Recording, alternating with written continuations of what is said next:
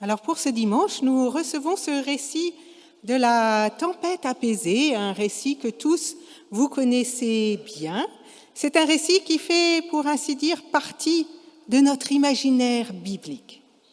Chacun, je crois, à l'écoute de ce récit, a en soi une image, celle de la barque qui prend l'eau, de la peur qui soudainement saisit les disciples, et puis soudainement de ce grand calme. Ce récit biblique, si nous le connaissons bien, c'est aussi parce que parfois nous l'entendons aux célébrations d'obsèques, à cause de ces tout petits mots au démarrage. Ces tout petits mots qui nous disent, le soir venu, Jésus dit, passons sur l'autre rive. Passons sur l'autre rive.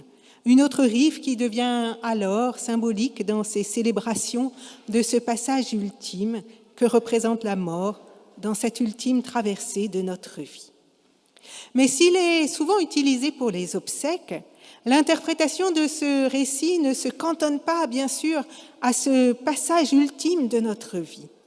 Cette traversée de la mer, elle nous renvoie à cette grande traversée de la vie, dans laquelle nous sommes tous embarqués. Nous voici à bord les uns avec les autres, et notre vie est une succession de passages d'une rive à l'autre. Ces passages, ils sont de toutes sortes, de l'enfant à l'adolescence, de l'adolescence à l'âge adulte, par exemple.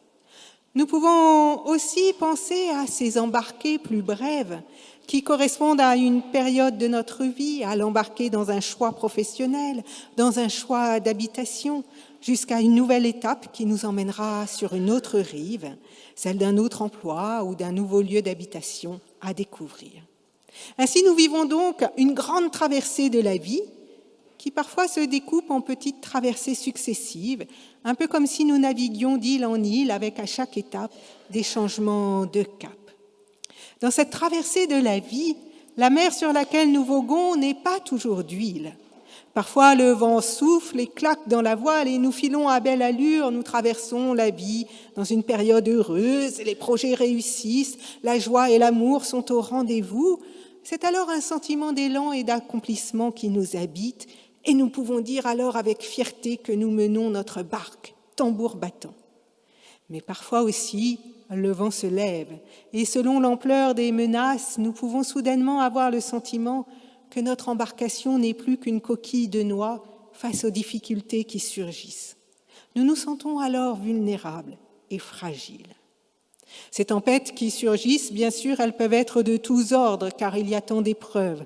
La maladie qui vient obscurcir l'horizon, mais aussi parfois une perte d'emploi, une rupture, une fragilité économique ou des circonstances extérieures, comme ce virus, par exemple, qui a éprouvé diversement les uns et les autres. Dans ces moments d'épreuve, la question de Dieu surgit soudain et parfois avec un sentiment d'injustice. Pourquoi est-ce à moi que tout cela arrive, nous demandons-nous parfois.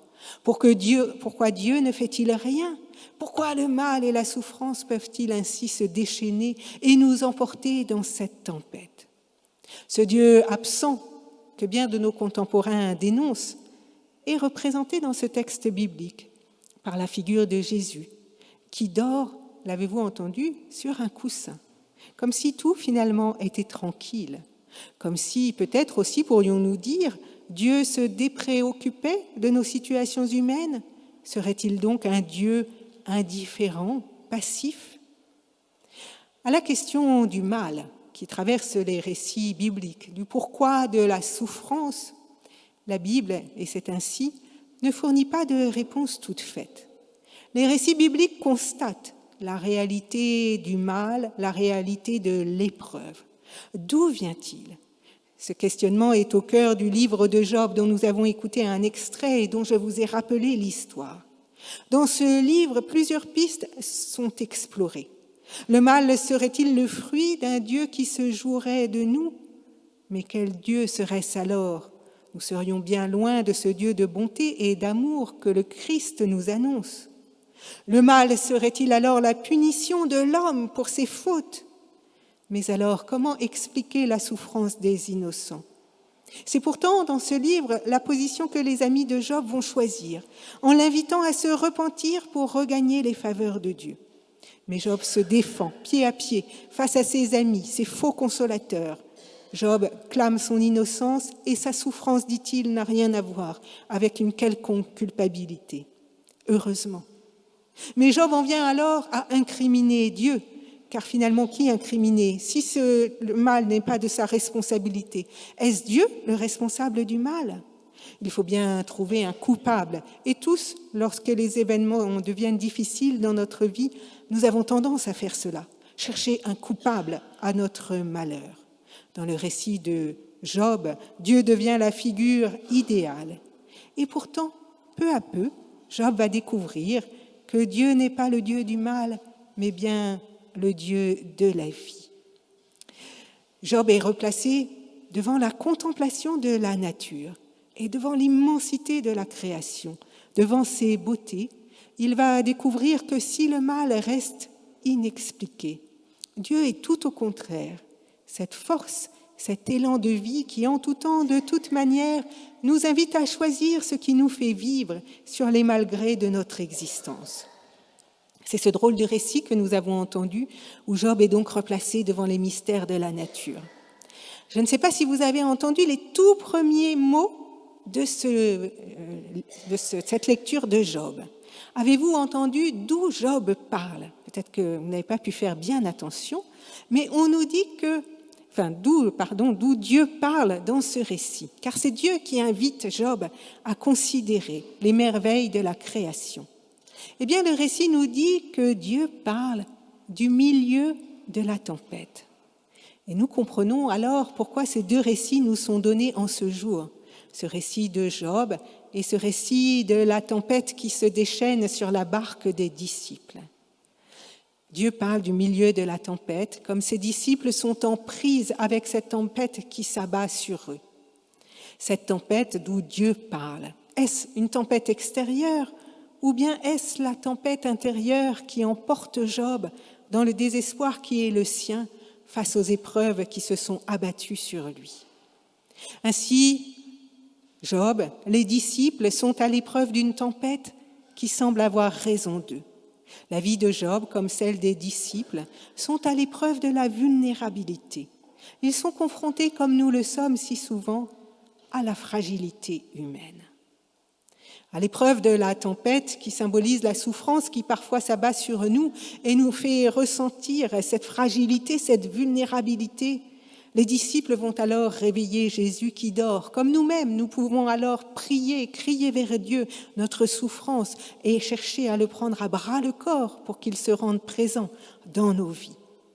Et voilà que Jésus, d'une parole, apaise soudainement la tempête. Un grand calme surgit. Et soudainement, la barque touche terre sur l'autre rive. Alors, que s'est-il passé dans cette histoire? En m'écoutant prêcher un jour sur ces récits, une paroissienne m'a dit avoir exactement vécu cette situation. Elle a raconté qu'alors qu'elle profitait d'une excursion sur ce lac de Galilée, la tempête s'est levée et puis elle est retombée presque aussi soudainement qu'elle s'était levée. Donc, possiblement, les disciples sont pris dans cette tempête qui peut surgir d'un seul coup. Mais bien sûr, je crois que c'est plutôt à comprendre ce récit métaphoriquement que nous sommes appelés. Si parfois nous pouvons avoir le sentiment que Dieu s'est absenté de nos vies, ce récit, au travers de cette image de la tempête qui représente les souffrances, le malheur, tout ce qui parfois peut s'abattre sur notre vie, et ce récit cherche à nous dire que Dieu est au contraire de toutes nos traversées, que nos traversées soient d'huile ou de tempête. Certes, comme Jésus qui dort, Dieu nous laisse à la main d'œuvre. Le gouvernail de nos vies, c'est à nous de le tenir. C'est à nous d'affaler la voile et d'adapter notre allure au vent, ce qui nous pousse en avant lorsque tout semble bien aller, comme pour faire face parfois au vent contraire. Mais de toutes ces traversées, grandes ou petites, ces récits bibliques, celui de Job et celui de l'évangile de Marc, nous disent que Dieu est là, présent au cœur de nos vies, qu'il est embarqué avec nous, comme cette figure de Jésus présent dans la barque nous le figure. Et comme Dieu prend la parole du milieu de cette tempête intérieure que vit Job, Jésus, de même, d'une parole, va apaiser la tempête qui assaillait la barque malmenée des disciples. Cette parole, c'est celle que nous écoutons aujourd'hui encore, celle qui nous est donnée pour que nous soyons assurés de la présence de Dieu à nos côtés, pour que nous soyons, par-delà les peurs, les angoisses qui parfois viennent nous assaillir, pour que nous soyons cependant replacés dans la confiance. Le savez-vous, et je crois que tous nous avons pu y réfléchir à l'épreuve de cette Covid, je crois que nous avons tous et toutes besoin fondamentalement d'un ancrage intérieur, de quelque chose, d'un point fixe à l'intérieur de nous, qui nous donne de pouvoir faire face aux vents contraires qui parfois peuvent nous assaillir. Cet ancrage nous permet, lorsque l'épreuve surgit, de ne pas avoir le sentiment que notre vie entière prendrait l'eau et que nous pourrions sombrer avec l'épreuve. Car c'est cela finalement l'angoisse ou la peur. C'est la réduction d'un événement qui vient prendre dans notre imaginaire toute la place et nous empêche de voir aussi les merveilles de la vie qui continuent. Ces récits bibliques ce matin nous invitent donc, par-delà l'opacité du mal et de la souffrance, à choisir en Christ la confiance pour chasser nos peurs les plus tenaces, à faire de sa présence un ancrage pour que nous puissions en tout temps, en tout lieu, résister aux difficultés de l'existence. Le Dieu que nous confessons ne nous promet pas et n'a jamais promis une mer d'huile pour nos vies. Lorsque nous avons baptisé tout à l'heure Louise et Margot, bien sûr, nous leur souhaitons la vie la plus heureuse possible, mais la promesse biblique n'est pas là. La promesse biblique, c'est que la foi nous donne la force, la confiance de faire face aux événements, aux difficultés qui parfois pourraient surgir de notre vie. Alors parents, parrains et marraines, lorsque vous parlerez de Dieu à Louise et à Margot, vous pourrez reprendre ce récit de la tempête apaisée. Vous pourrez leur dire simplement que Dieu est ce Dieu qui est de toutes les traversées de leur vie, facile ou difficile, qu'elles soient portées par la brise légère ou obscurcies par les tempêtes qui s'y lèvent, et vous pourrez leur expliquer que sa parole est pour nous, les chrétiens, le point d'ancrage qui nous permet de résister aux épreuves. Ce récit de la tempête nous rappelle, c'est vrai, notre vulnérabilité, et être croyant, ça n'est pas être invincible face aux difficultés et face à la mort, bien au contraire. La limite de notre vie, c'est celle de notre fragilité. Et il est vrai que nous sommes parfois sur cet océan de la vie comme des coquilles de noix. Mais ces coquilles de noix, aussi fragiles soient-elles, nous donnent aussi la possibilité de naviguer avec passion, pour peu que nous sachions résister à la peur. Martin Luther King, le célèbre prédicateur américain, disait qu'il n'existe que 2 remèdes à la peur, le courage et la foi. La foi, c'est-à-dire la confiance en ce Dieu que le Christ nous apprend à nommer Père. C'est dans ce courage et dans cette confiance des enfants de Dieu que vous êtes invités à faire grandir Louise et Margot. Alors peut-être me direz-vous, tout cela est bien beau, mais cela n'épuise pas la question du mal. C'est vrai, aucun récit biblique n'épuise cette question ou n'y donne de réponse satisfaisante. Mais par contre, chaque fois que le mal, chaque fois que l'épreuve surgit, les récits bibliques invitent l'homme à chercher comment malgré tout trouver les chemins de la vie. C'est pourquoi Job est replacé devant les mystères de la création. Chercher ce qui fait vivre, c'est, je crois, ce à quoi nous sommes appelés individuellement et collectivement dans la joie comme dans l'épreuve.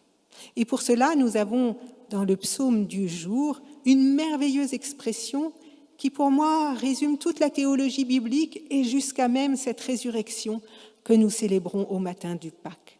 C'est cette parole du psaume, du psalmiste, qui dit qu'il veut, en chantant au son du luth, qu'il veut réveiller l'aurore.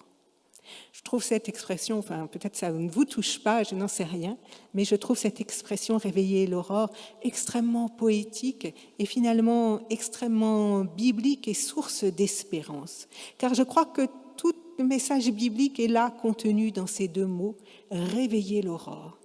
Qu'est-ce que l'aurore si ce n'est finalement la promesse du jour qui pointe? Mais dans cette expression biblique, l'aurore n'est pas donnée comme cela. C'est le psalmiste qui veut la réveiller, c'est-à-dire c'est le psalmiste qui, alors qu'il est entouré par des ténèbres, les ténèbres peut-être de la peur, de l'angoisse, de l'épreuve, décide qu'il va réveiller l'aurore, c'est-à-dire que par sa louange, il va chercher le chemin de la vie sur les malgrés de l'existence. Il choisit, ce psalmiste, de tenir bon l'espérance et quoi qu'il arrive, eh bien, de chercher à réveiller l'aurore. Alors, le grand rabbin Haïm Korsai a écrit un livre dans lequel il réfléchit sur la situation politique et économique de notre pays. Je vais vous le dire, je n'ai pas lu ce livre, je ne peux pas vous dire si son analyse est juste ou non, mais ce qui m'a frappé, c'est qu'il a intitulé ce livre « Réveiller les aurores ». Et que j'ai pu quand même en lire un petit extrait, il y fait cette comparaison de l'espérance avec la peinture de Soulages. Vous savez qu'on qualifie la peinture de Soulages d'outre noir, tant il a donné profondeur et paradoxalement lumière à cette couleur. Et le grand rabbin écrit « Cet outre noir, c'est le royaume ici-bas de la lumière qu'il nous faut moins atteindre que susciter. » Donc susciter ce royaume de lumière. Et il dit, là où nous ne voyons plus rien, s'impose la possibilité de rallumer des flambeaux et des étoiles. Mais rallumer des flambeaux et des étoiles, lorsque l'obscurité est là, eh bien, cela est de notre responsabilité. Je crois que c'est cela, choisir l'espérance. Être passeur d'espérance pour nos enfants, c'est susciter et ressusciter la lumière chaque fois que nous le pouvons, en réveillant l'aurore. Ainsi, réveiller l'aurore, c'est s'engager dans un mouvement d'espérance, cette espérance dont le Christ lui-même nous témoigne par sa résurrection. Il nous invite à dépasser toutes les obscurités de notre vie, et c'est cela que nous manifestons par le baptême. Il n'y a eu tout à l'heure qu'un peu d'eau versée sur le front de Margot et de Louise, même si elles n'ont pas beaucoup aimé, ça n'était que quelques gouttelettes. Et pourtant, c'est une manière poétique aussi de réveiller l'aurore, c'est-à-dire de dire la vie à laquelle elles sont appelées, de leur dire la fraîcheur de la grâce de Dieu qui renouvelle pour chacun et chacune d'entre nous son amour et la joie d'aimer à notre tour. Ainsi, en demandant le baptême de Louise et Margot, vous leur dites la présence de Dieu au cœur de leur vie, en toutes circonstances, pour qu'elles puissent choisir, dans les difficultés, de réveiller l'aurore. Je termine avec quelques questions, et puis ensuite un tableau que nous allons regarder. Ces questions, vous pouvez y réfléchir en rentrant chez vous, de quelle peur nous faut-il individuellement ou collectivement nous dégager pour écrire nos vies? Comment la foi nous aide-t-elle à tenir bon dans les tempêtes de l'existence? À quoi nous faut-il, individuellement, mais aussi collectivement, dans ce temps post-Covid, réveiller nos vies? De quelle manière saurons-nous choisir l'aurore dans l'obscurité, c'est-à-dire ne pas céder à la peur, à l'angoisse, à la menace, mais faire surgir la lumière au cœur de nos vies? Alors je termine en reprenant ce tableau de Rembrandt. Si Hugo et Raphaël peuvent nous montrer le tableau de Rembrandt, voilà, vous le voyez là, et qui représente la tempête apaisée. Et nous l'avons déjà vu, et j'ai déjà fait un long commentaire dessus à plusieurs reprises. Mais ce qui est intéressant face à cette tempête apaisée, je dis juste quelques mots, c'est que vous voyez que chacun dans cette barque, face à la tempête, choisit une attitude différente. Il y en a un qui tient la barre, il y en a un autre qui affale la voile, il y en a un qui est complètement inutile parce que malheureusement dans cette tempête, eh bien, il se vide de ses tripes. Il y en a un, peut-être, je ne sais pas si vous le voyez, derrière celui qui est penché par-dessus la barque, je ne sais pas si on peut zoomer, moi je ne le vois pas, mais qui est en prière dans l'obscurité. Et puis il y en a un qui est en train de réveiller le Christ.